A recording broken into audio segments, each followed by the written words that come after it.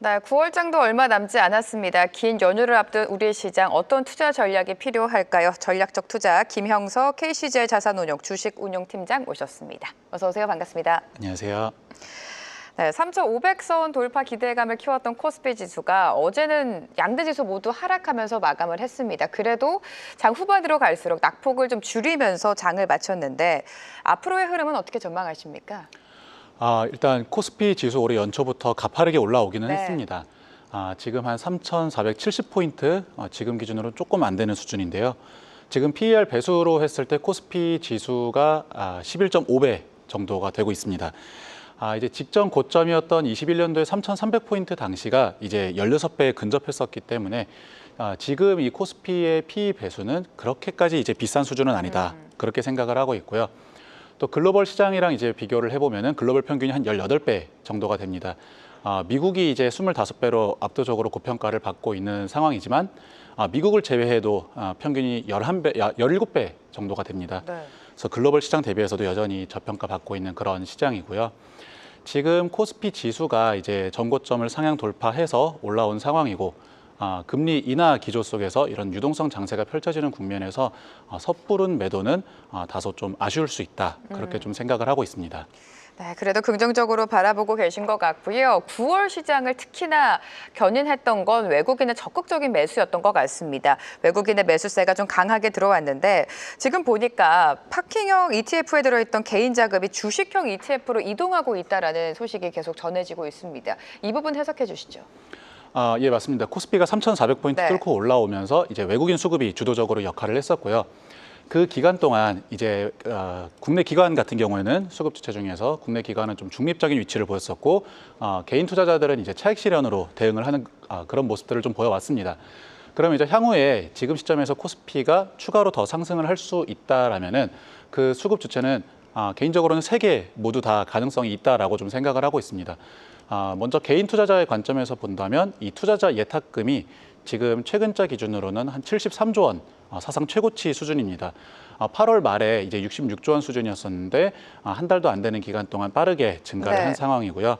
22년도 1월이 이제 한 70조 원 정도로 이제 그때 직전 최고 수준이었었는데 이제 그 수준을 돌파를 한 상황입니다. 그리고 또 외국인 투자자들 같은 경우에도 최근 3개월간 한 10조 원 정도 한국 주식을 순매수했는데요. 작년 7월 이후로 이제 누적적으로 놓고서 본다면 여전히 20조 원 이상 순매도한 상태입니다. 그래서 외국인 수급 측면에서도 대기 자금이 아직 많이 남아있다. 그렇게 판단을 하고 있고요. 국내 금융기관들 같은 경우에도 이제 최근 들어서 이 국내 주식에 대한 위탁운용 자금 집행을 이제 또 확대를 하는 그런 모습들이 조금씩 이제 보이고 있습니다. 그래서 세 개의 수급 주체 모두 추가적인 상승 동력의 가능성이 있다. 그렇게 좀 판단을 하고 있습니다. 네, 9월에는 외국인의 적극적인 매수가 들어왔지만 긴 시간을 두고 보면 여전히 매도 규모가 큽니다.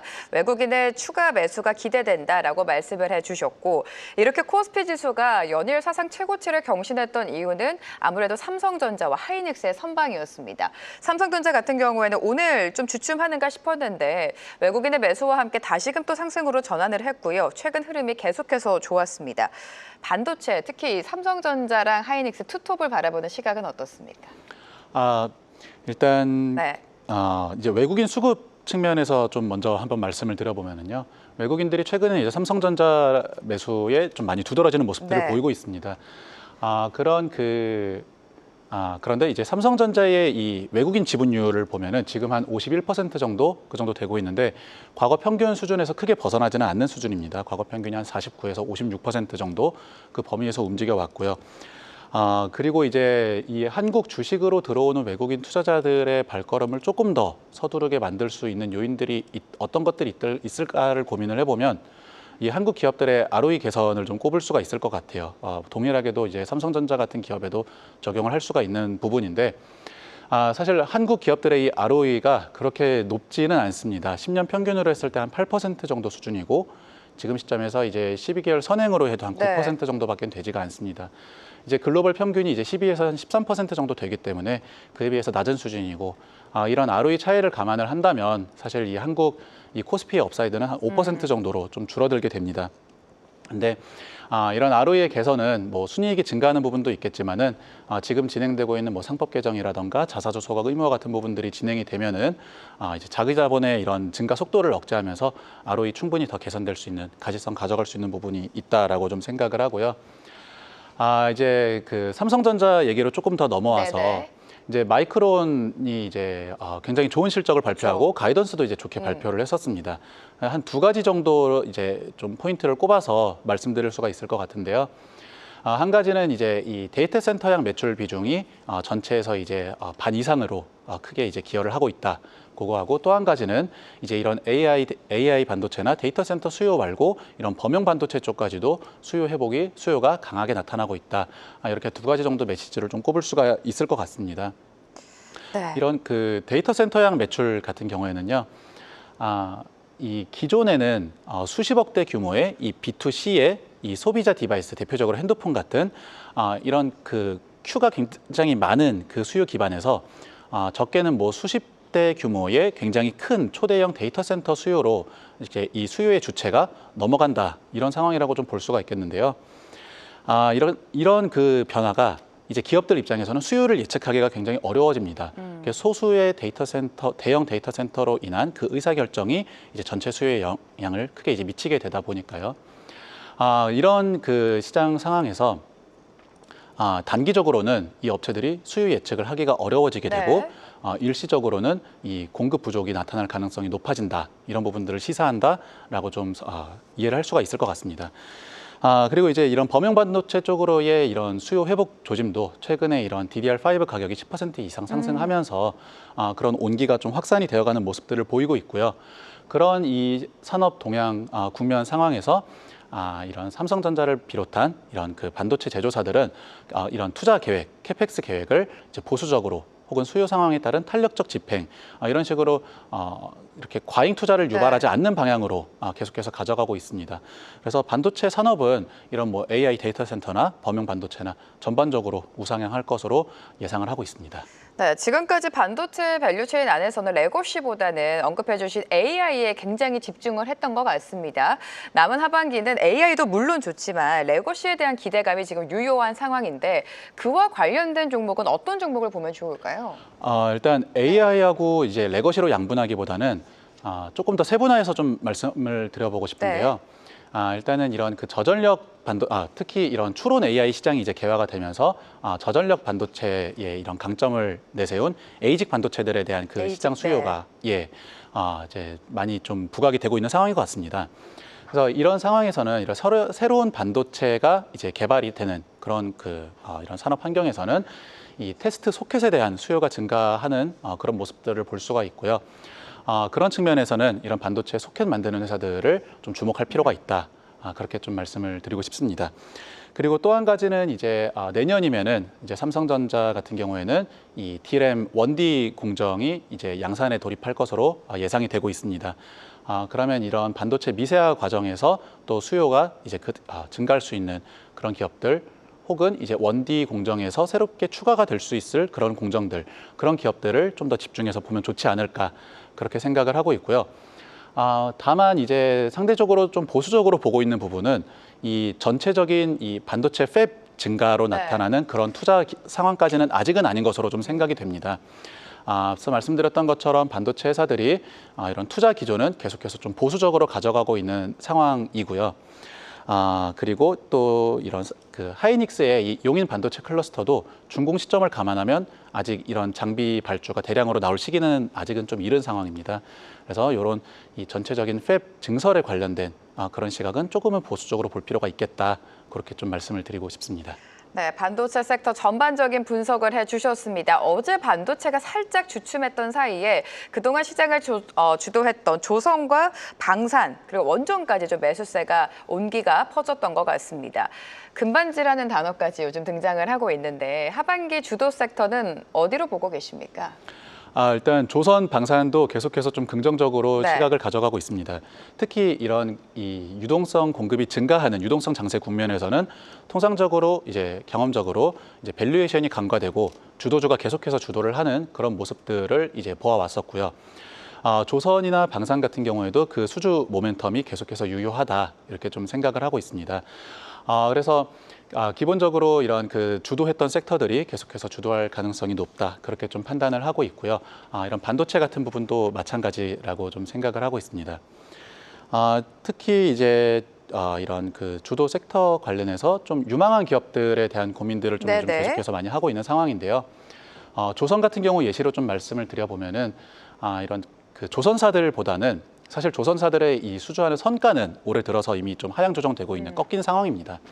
그래서 그런 조선사들보다도 이런 조선사들의 성과와 다르게 판가를 계속해서 올려가고 있고 또 증설 측면에서도 증설할 수 있는 여력이 있는 뭐 LNG 본행제라든가 아니면 선박용 엔진을 만드는 이런 조선 기자재 회사들이 상대적으로 좀 더 유망하다 그렇게 좀 판단을 하고 있고요. 이런 회사들은 이렇게 판가를 올리고 있는데 추가로 중국 조선사향으로 그 수요까지 흡수를 하고 있는 상황이어서 P와 Q 모두 긍정적인 상황이다. 그렇게 좀 말씀드릴 수 있을 것 같습니다. 네, 판가를 계속해서 올리고 있고 중국 쪽에서도 수요를 끌고 있는 조선 기자재단을 좀 바라보자라고 말씀을 해주셨습니다. 최근 9월장은 반도체가 시장을 주도했지만 그동안 지수가 이렇게 점차적으로 올랐던 거에는 정책 모멘텀이 좀 중심에 있었던 것 같습니다. 아직까지 자사주소가 의무화는 확정되지 않았지만 그 기대감이 형성이 되어 있는데요. 이 부분은 어떻게 보십니까? 그 한국 증시가 이제 이 코리아 디스카운트를 해소하고 리레이팅이 되는 과정에서 굉장히 중요한 요인이라고 생각을 합니다. 네. 다만 이제 아쉽게도 자사주소가 의무화 같은 경우에는 그 이제 법제화되는 그 시기가 조금씩 이제 뒤로 밀리는 그런 그렇죠. 모습들이 네. 좀 보입니다. 불과 이제 얼마 전에도 뭐 올해 말 내지는 내년 초까지도 이제 밀릴 수 있다 이제 그런 내용들이 나왔었는데 사실 이 자사주소가 의무화가 지연이 된다 하더라도 그 방향성에는 이제 흔들림이 없다라고 생각을 합니다. 이제 실질적으로 어떤 방안이 주주 환원에 더 유리하겠는가 그 부분에 대해서 이제 의견 차이가 있는 부분이기 때문에 실질적인 방향성에는 이제 큰 변화가 없다고 생각을 하고 있고요. 그리고 시기도 사실 내년을 넘어갈 가능성은 높지 않다라고 생각을 보고 있는 부분이 있습니다. 특히 이제 그 어제 같은 경우에 자사주 이제 한 17% 가지고 있는 모 기업이 보유하고 있는 자사주의 한 10%를 이제 이비 발행하는 그런 결정 공시를 낸 네. 부분이 있었습니다. 사실 그러면서 이제 주가도 10% 넘게 하락을 했었는데 이렇게 자사주소가 의무화에 대한 이런 산법 개정이라던가 이런 부분들이 지연이 되면 될수록 이제 소액 주주들이 입는 피해가 커질 가능성이 있다라고 좀 생각이 되고요. 그런 부분들은 이런 정책 결정자들에게 있어서 시기를 이렇게 마냥 여유를 가지고서 미룰 수는 없는 그런 환경이라고 좀 생각을 하고 있습니다. 그래서 이런 부분들이 계속해서 법제화될수록 이제 앞서서 말씀드렸던 이 외국인 투자자들이 바라보는 한국 주식시장의 이런 질적인 변화도 계속해서 수반될 것이다 이렇게 생각을 하고 있고 이런 부분들이 이제 한국 코스피가 뭐 4천을 넘어서 5천까지도 가는 과정에서는 네. 반드시 필요한 그런 과정이다라고 생각을 하고 있습니다. 정책 모멘텀은 계속해서 끌고 가야 된다라고 말씀을 해주셨고요. 우리가 또 이제 긴 연휴를 앞두고 있지 않습니까? 중국 역시 국경절이라는 큰 연휴에 들어가게 되는데 이렇게 된다면 뭐 소비주, 여행주, 카지노 여러 가지 중국 소비 관련주가 떠오르죠. 또 10월에 에이펙이 개최가 되고 시진핑 주석이 오게 된다면 한중 관계 개선에 대한 기대감도 빼놓을 수가 없습니다. 중국 소비 관련주 안에서 어떤 섹터를 그래도 가장 유망하게 보십니까? 그 중국 소비, 네. 중국인 이제 입국 관광객이죠. 네. 사실 그 수치는 올해 들어서 이미 상당히 의미 있게 올라오고 있고요.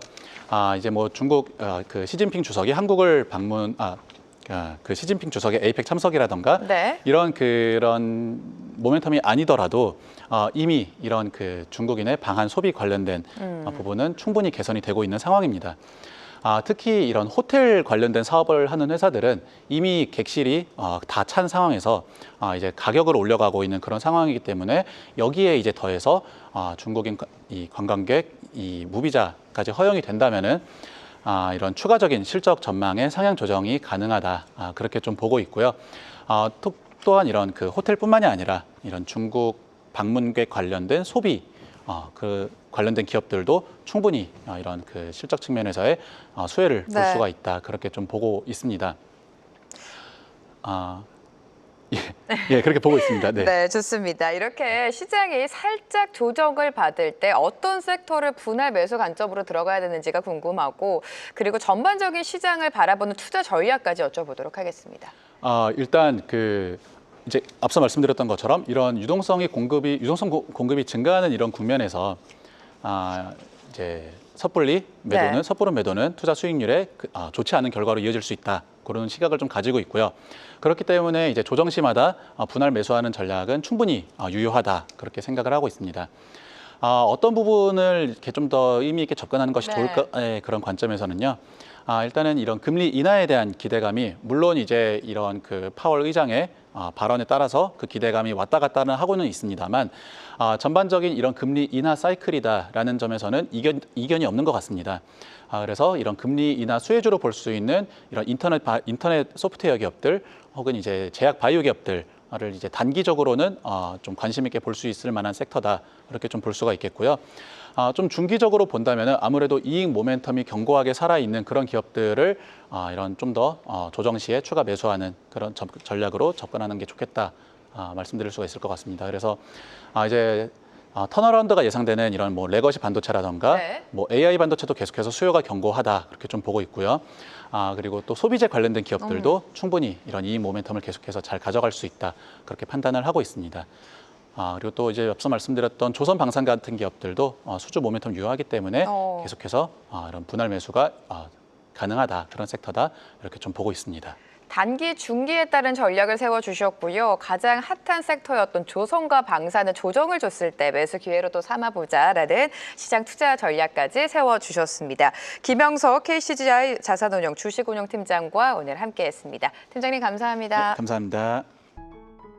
계속해서 다양한 경제 이슈를 알고 싶다면 구독과 좋아요, 알림 설정 부탁드립니다. AI 캐스터 권미정이었습니다.